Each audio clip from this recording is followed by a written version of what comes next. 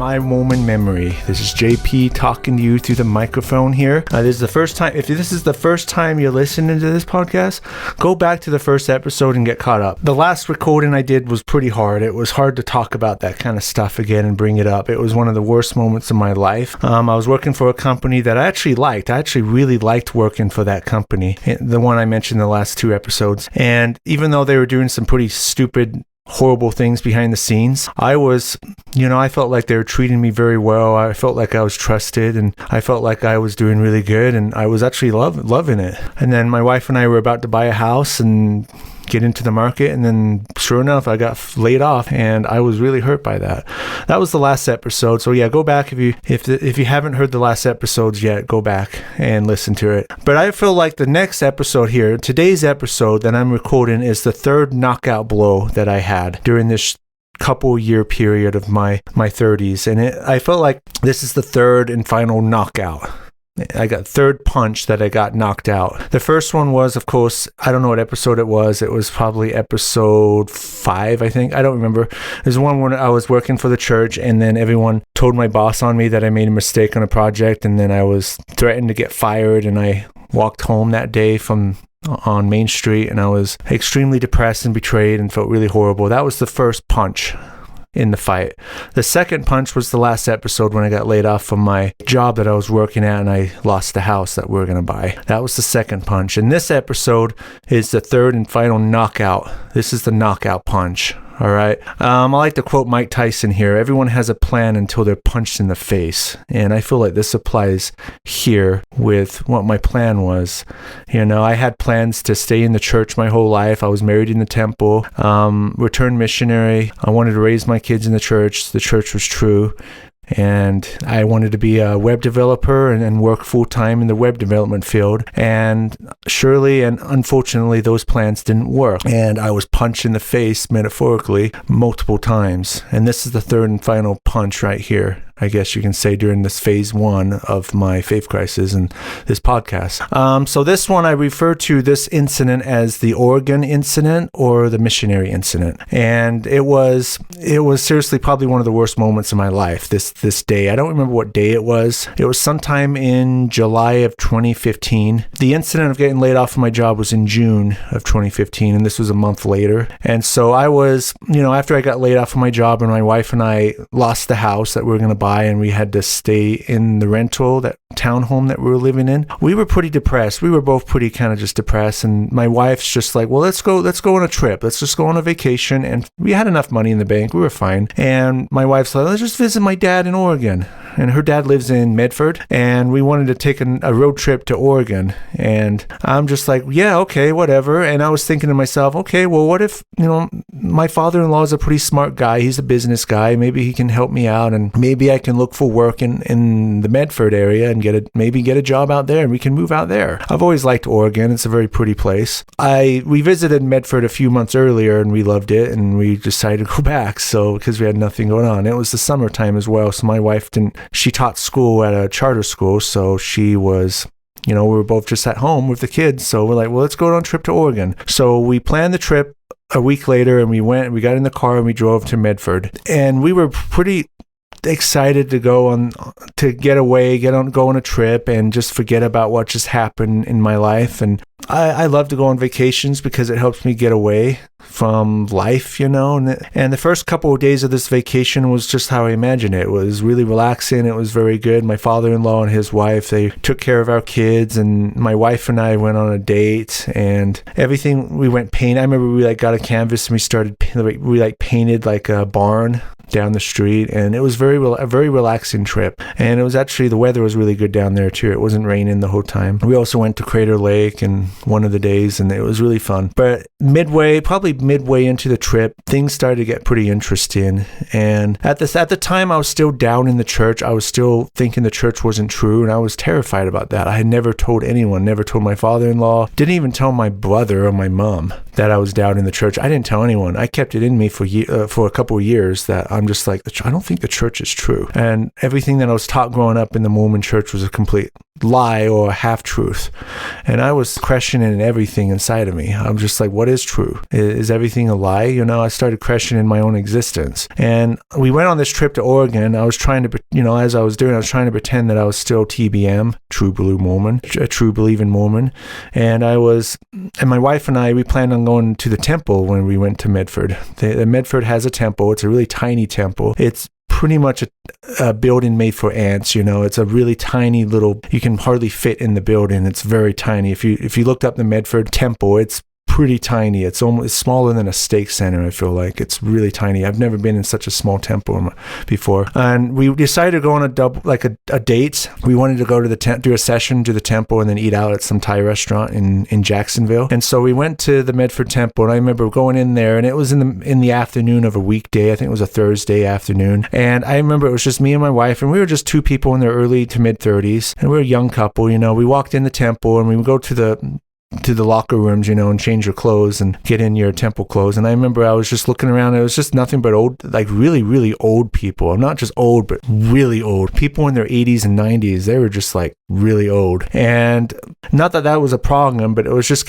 it was really awkward and very creepy, I guess you can say, because these people have been going to the temple who knows how long, for decades. And they're retired, long time retired. And they're just like doing their daily routine of going through the temple. And they're just just drone like going through the tasks of going through another session through the temple, and they're just just like looking at the ground and not even talking to anyone, and they were just standing right by the doorway to get the names and the new name for the day or whatever it was, and they're just sitting there looking at the ground. They weren't even talking to each other, and they didn't even notice me or even said anything to me. They were like, "Oh, you're a young whippersnapper, welcome." They were just like looking at the ground, and it was the most awkward thing. I'm just like, okay, this is kind of weird, because I was used to going to the temple in Utah, and it's just full of tons of people of all ages, old, young, middle age, and there was people were talking to each other like, "Hey, how's it going?"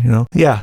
But it was just so creepy. It was almost like I was like in some type of secret society or something. I ended up running into like, how did I get here kind of thing. It was really weird. And so I got the name, and then I went up, met my wife outside, and then we walked up the stairs. Actually, there was no stairs. I mean, I'm used to the other temples. This one was just one floor. And I went into the endowment room. There's only one endowment room. And it was literally just us a couple in our 30s with like 5 or 6 really, really old people that were like in their 80s and 90s. And the whole entire experience was just, I'm just like, what am I doing here? This is so weird. And none of the people like talked to us. They didn't even look at us. It's like we weren't even there. And it kind of bothered me. I'm just like, what are we doing here? And then they showed the temple movies. They in the endowment room. There was during the time when they had the 3 different movies. They had, and before they got rid of them, and now they have a slideshow now. They keep changing it. And this is when they had the 3 different movies he had the different Satans with different personalities. I know it's kind of hard. I don't really want to go off about this because this could be a whole nother episode just talking about what the endowment is. I'll mention it later in a later episode when I go through for the first time when I'm a teenager. But I was going through this, and this is probably the 200th time I've been through a session. But this was the first time I looked around and tried to look at it from an outsider's perspective. And I'm just like, what the am I doing here? This is really creepy. And it didn't get worse until you get to the part where we do the prayer circle. My wife would always be like, well, let's do the prayer circle. She was sitting on the other side of the room because they always separate the men and the women for some reason. We got up, and then we did the prayer circle, and it was just us, and like pretty much everyone in the room did the prayer circle because there wasn't really a lot of us. It was just a bunch of really old people. And then it was just 2 young people in their 30s involved with the prayer circle, and it was just really awkward. And they did the prayer. They did the whole true order of prayer or whatever it was. And I'm just like, this is weird. This is probably the 50th time I've done the prayer circle, and this was just like, I'm just like, I'm in a cult. Like, this is really creepy. And I even open my eyes and look around when they're doing the true order of prayer, the prayer thing, and I'm just seeing all the people, all the women with the old ladies with the veiled faces, and my wife in the veiled face and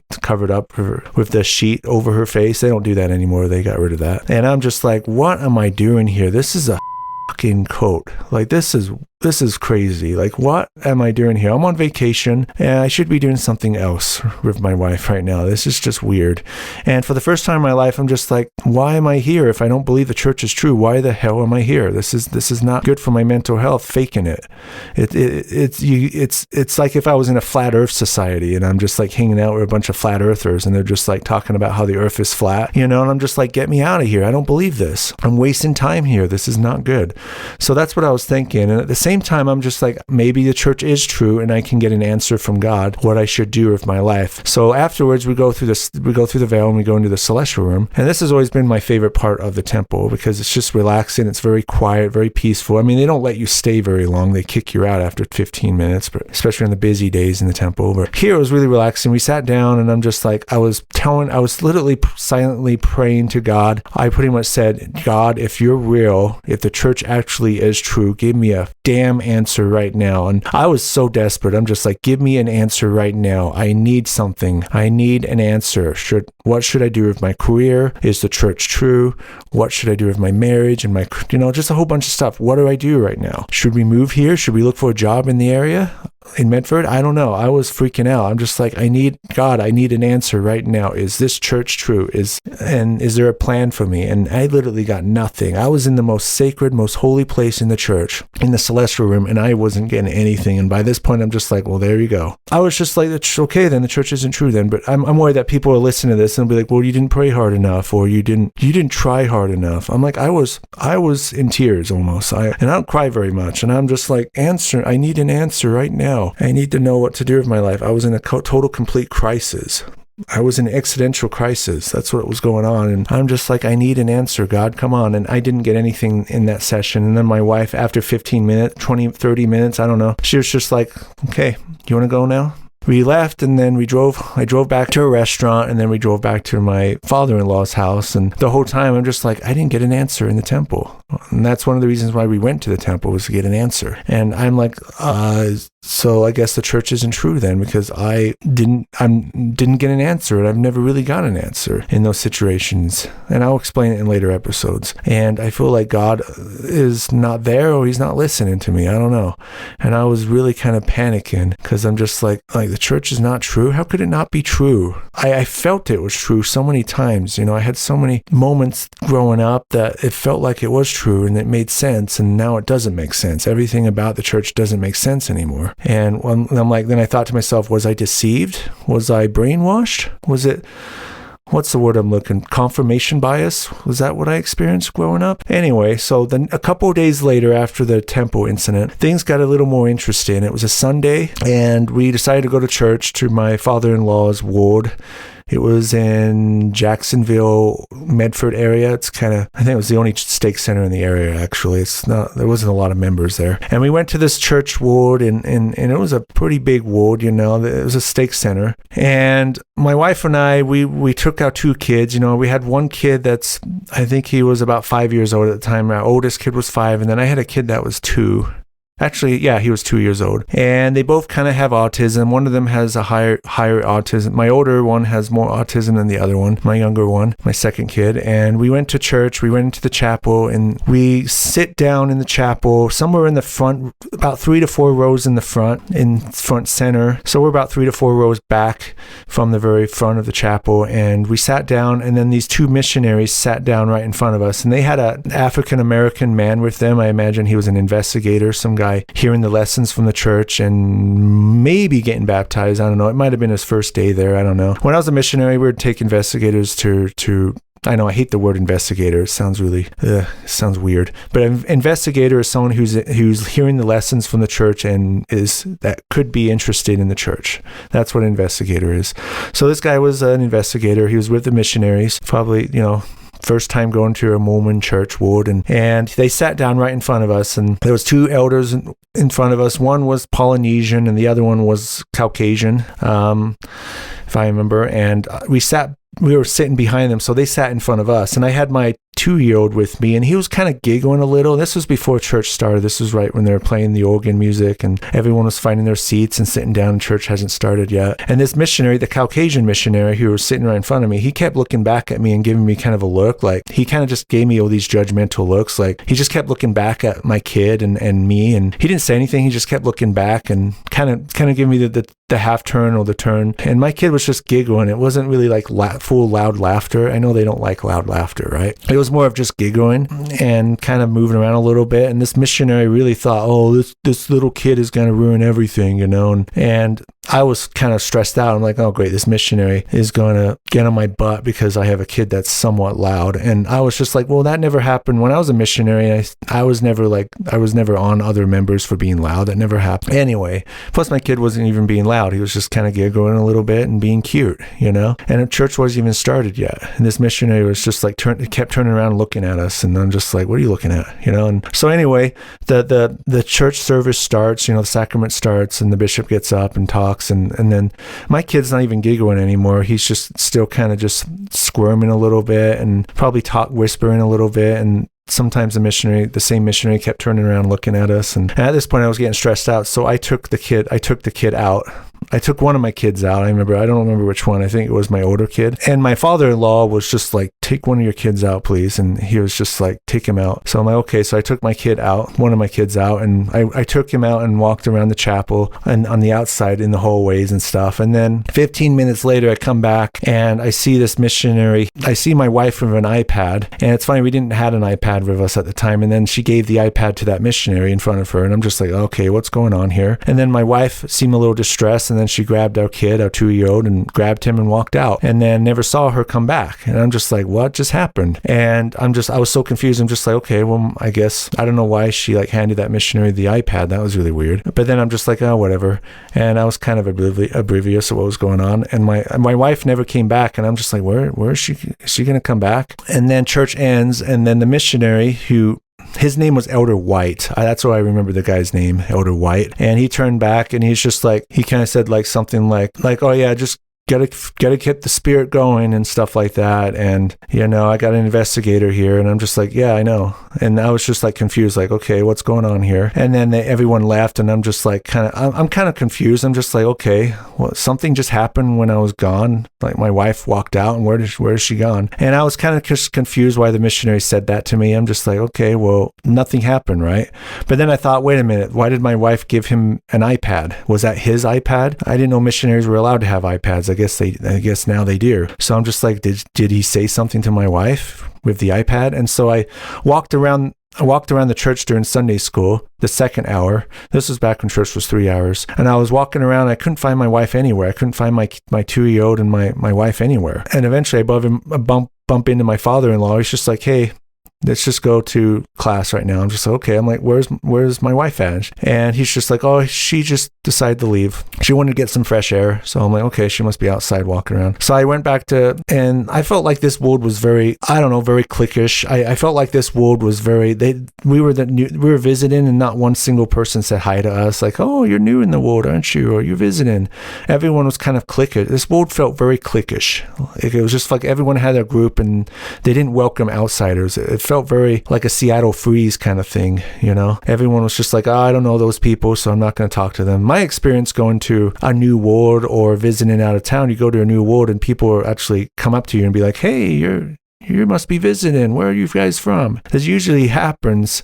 But in this ward, everyone just like didn't even look at us, you know? And I kind of was just like, whatever. And then we went to Elders Quorum, and then after that, the third hour was done, and I got out and I found my wife, and she was really stressed out. And I'm just like, where were you? And so we drove back to my brother-in-law's house, which was about 10 minutes away. And she was just like, yeah, so the missionaries, they wrote something on the iPad. When you were gone, they wrote something on their iPad, and they handed it to me, and it pretty much said, shut your kid up. We're trying to feel the spirit here. We cannot pay attention to anything because your kid is giggling and being obnoxious. And this is what the missionary said. We have an investigator here, and get out of the room right now if your kid. That's pretty much what the missionary said. And my wife was really hurt and offended by that. She was in tears, and she was wandering around the church in tears with her kid, and not one single member of the church in that ward actually came up to her and be like, "Are you okay, sister?" Not one person said anything to her. She was walking around the church in tears, and not one single member of the church in that ward building said anything to her or acknowledged that she was in distress. And then she walked outside and walked about a mile outside, wandering around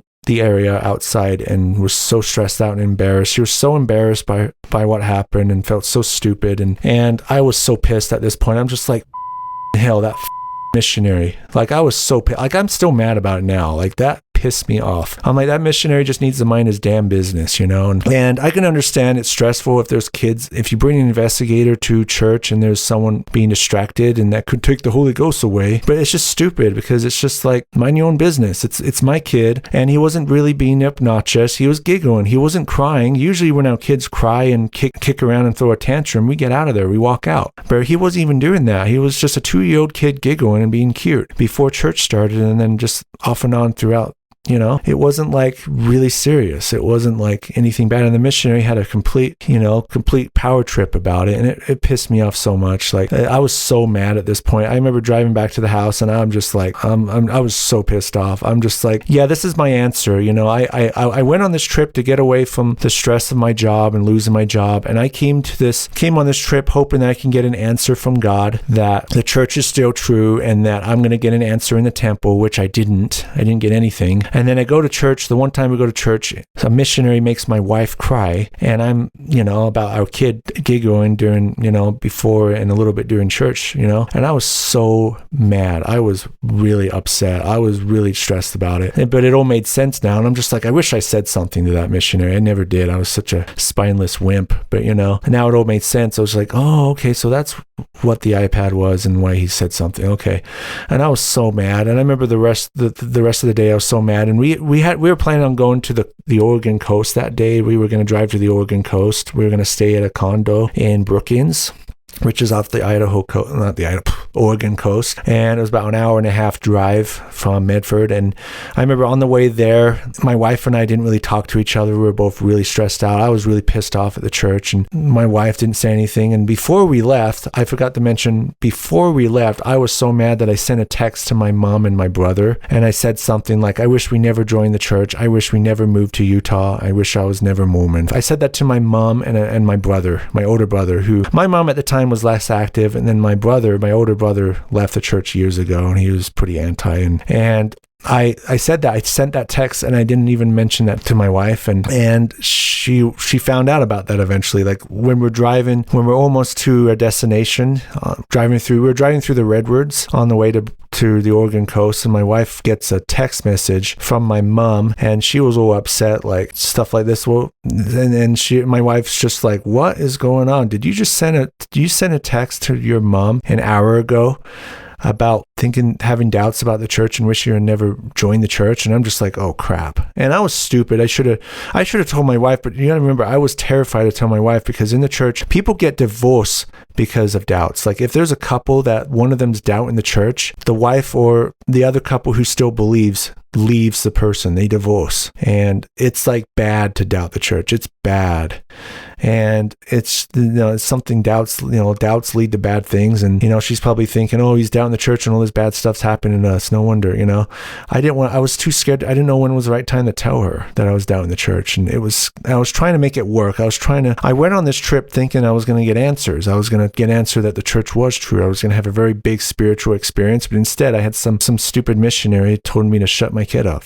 And that's the only time any of the Mormons or God said anything or did anything to me while I was on this trip. God and the members pretty much ignored me the whole time, except that one missionary, and I was so bothered by that. I'm like, this is the answer that God gave me. And I was so upset at this point. We got to the condo on the beach in Brookings, and I remember my wife was really upset with me. She felt really betrayed by me, and I felt really stupid. And this was just like the final blow. This was the final punch of the knockout. And I'm just like, okay, well, this sucks. And we still had at least 4 or 5 days left of this vacation. And I'm just like, oh God, what are we going to do here? And now my wife knows that I'm down in the church and it's really bad and I'm a bad person. And I remember walking along the ocean, and and all by myself the next morning. And I'm just like telling myself, what now? What do I do now? My wife knows I'm down in the church, and I'm pretty sure I'm 90% convinced that the church isn't true. And I had one of the worst experiences of my life the other day, and the church just caused nothing but pain and suffering in my life. And I start looking back at everything that I've ever experienced in the church, the good, the bad, and the ugly, and I'm just like, where am I going to go on from now? And I was looking over the ocean, the Pacific Ocean here, and by myself right after sunrise, and I'm just like, what now? And I'm just like, what is there to do now? I don't believe in the church anymore, and I don't have a job, and I don't know what to do, and my wife's probably going to leave me now because I'm down in the church. And I was absolutely terrified. And this was probably one of the worst moments of my life. This was just really, really horrible. It's really hard to talk about because I really felt like it was just all going to be downhill from there. Bad things were going to happen. My wife's going to leave me. I'm going to be homeless eventually just because I doubted the church. I doubted the church. Yeah, it was a horrible experience. And then my wife talked to me later, and she's like, so you don't believe it anymore? I'm just like, I still kind of believe it, and I can still go to church. It's just I don't really believe it anymore. I'm really struggling here. And she was just like, okay, well, let's just try to make it work then. And that made me feel a little better, but at the same time, it was really hard. And she didn't really know what the doubts were. She didn't ask, so I didn't say what the doubts were. And it was a hard time. It was a really hard experience. And so that was what happened. That was the Oregon missionary incident of 2015. And I'm still kind of bitter about that. I'm really, really bothered that I didn't say anything or, said anything that missionary. Like I try not to get offended by stuff, but if anyone like hurts people I care about, like it's hell. Like I want to do something about it. And I don't like it when people are rude to my wife, if they're rude to my wife and kids. And I feel like I've been traumatized by this incident. Like before, it didn't bother me taking my kids anywhere, but now every time I go anywhere, I'm scared to take my kids anywhere, to the restaurant or to a movie theater, because I'm just worried that some self-righteous prick behind us is going to be like, hey, shut your kid up. And knock on wood, that hasn't happened yet. The only time it's happened was that stupid missionary in Oregon that I imagine was probably going to be an AP. I imagine he eventually became an AP. I have no idea what happened. Never saw the missionary again, but I imagine he's on the Kolob Express. He's probably going to be a general authority in like 20, 30 years. Anyway, whatever. Good riddance. I'm still a little bitter, and I feel like I'm still a little traumatized by that. I'm scared to take my kids anywhere because what if someone says, our kids are too annoying and loud? And my kids actually, the sad thing is my kids are actually pretty well behaved kids. I really do admit that. For two kids of autism, they actually behave pretty well in public. They really do. I really do mean that. I don't know what this missionary's problem was. He was just a little prick, just some punk ass kid, all right? And thought he can have a power trip and yeah, anyway, enough of that. Luckily, things get better after this. This was kind of the lowest point, really. And it was just a hard couple of years. 2013 to 2015 was just brutal for me. However, things do get worse with the church. I still eventually have more doubts, and eventually I lead myself out. And that would be the next couple of episodes. And anyway, thanks for listening to this episode. I know it was a hard one, and I hope I didn't sound very angry and bitter. I have been through an anger phase because of this story, and I'm still really kind of annoyed by it. But, I'm slowly moving on. I'm slowly getting therapy because of it, and moving on, and anyway, thanks for listening. Subscribe, review to this podcast, and if you're interested, listen to the next episode. All right, thank you. Bye.